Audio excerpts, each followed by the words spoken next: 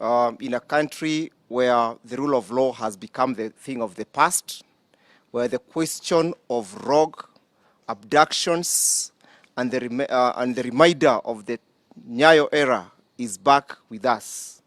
So last evening we got that information. I was personally called by my client, Mr. Maina Njenga, informing me of his abduction. He was able to identify his abductors. There is no doubt that his abductors are the police officers. The police officers whom we had actually changed from being the police force to police service. Now the service that we are now receiving from this organ is the service of abduction. So we're able to mobilize the family. The family has mobilized itself. They have not slept the whole night in search of their loved ones. So we have Mr. Njenga, who is the son to Mr. Maina, and we have the wife seated at the back, Esther, who have been, and the rest of the family members, as you can see, they have been out in search of Maina Njenga. Up to now, we are not aware as to the reason of his abduction. We do not know of his whereabouts, but we know that he is in the custody of the police. And therefore, we are saying and putting the police on caution that should anything happen to him, then the police should be answerable for whatever happens. Tomorrow, we are scheduled to appear before the Makandara court. You can now see we do not have a client. A client has been stolen by the state. We have together with us our senior, Mr. Odiek, Mr. Mburu, present with us, and Ms. Mburu as well. And tomorrow we'll go to the court and tell the court that our client has been stolen by the state. Your Excellencies, that's all for now.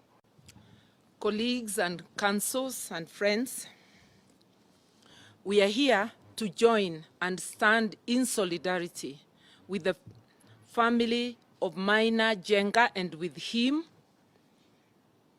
on his gangster-style abduction by the police last night, which we condemn in the strongest terms possible.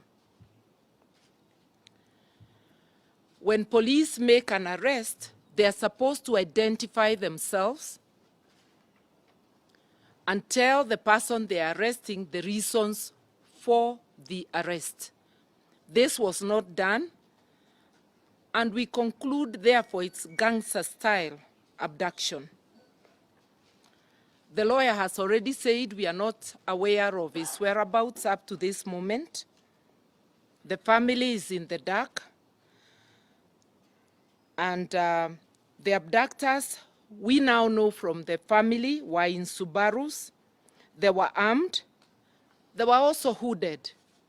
These are characteristics we know of the Special Service Unit, SSU, that terrorized Kenyans during the protests. The SSU is therefore very much alive, active and determined to intimidate and even to harm Kenyans. More worrying is that Maina Njenga appears to be a constant target. This is the fourth time he's being abducted by police and subjected to harassment.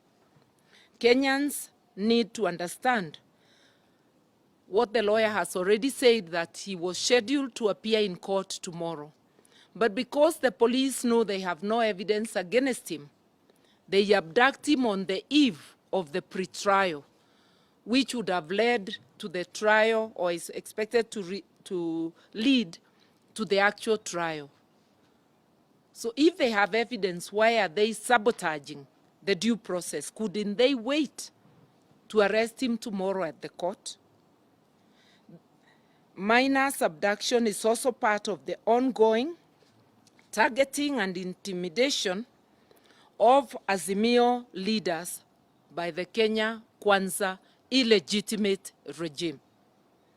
It is an attempt to distract Kenyans from the mess, economic mess, the Kenya Kwanza regime has put Kenyans in, like the skyrocketing cost of living, and especially cost of fuel and food.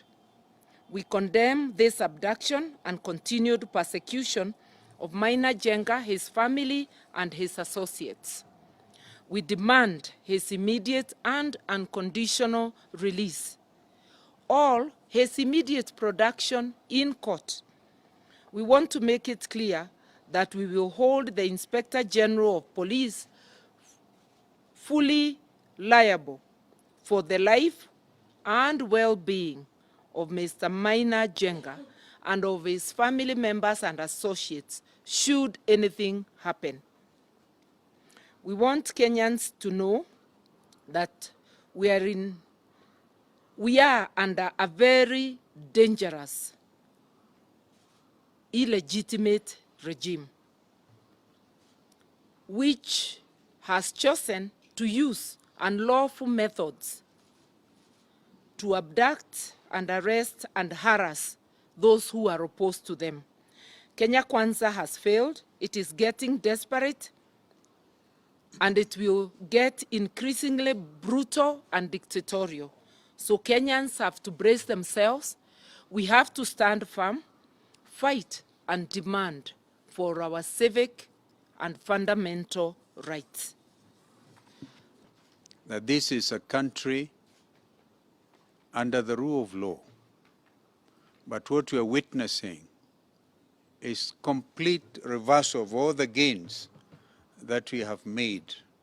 And clearly the country will not agree to this kind of approach. Therefore we say unacceptable, unacceptable. And we stand with the family of Maina Njenga and all Kenyans who have their rights protected and guaranteed under Constitution 2010. Alifiwa na familia ya kwamba Maina Njenga alikuwa na nyuki. Na kule Kiambu alikuwa amefika tu kwa muda mfupi. Na hata kabla hawajaketi polisi wakafika kule nyumbani ama kule nyumba ambapo alikuwa ameingia kuwasalimia marafiki zake akienda nyumbani.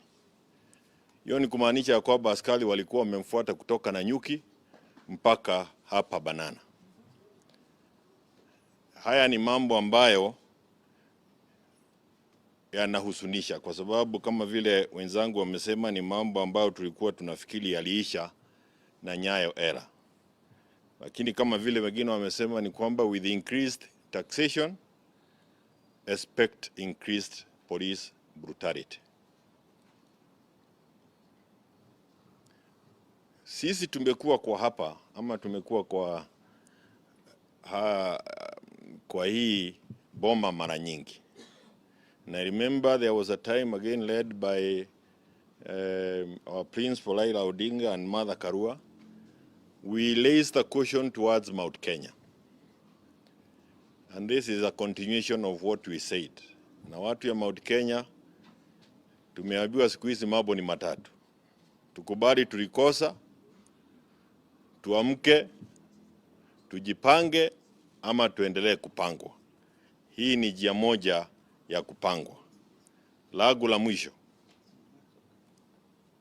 ni kwamba vijana ambao wanamuamini Maina Njenga na pia ni vijana ambao ni wanaazimio, nyinyi pia mjipange, mlete memorandum kule Bomas on police intimidation, police brutality and necessary harassment.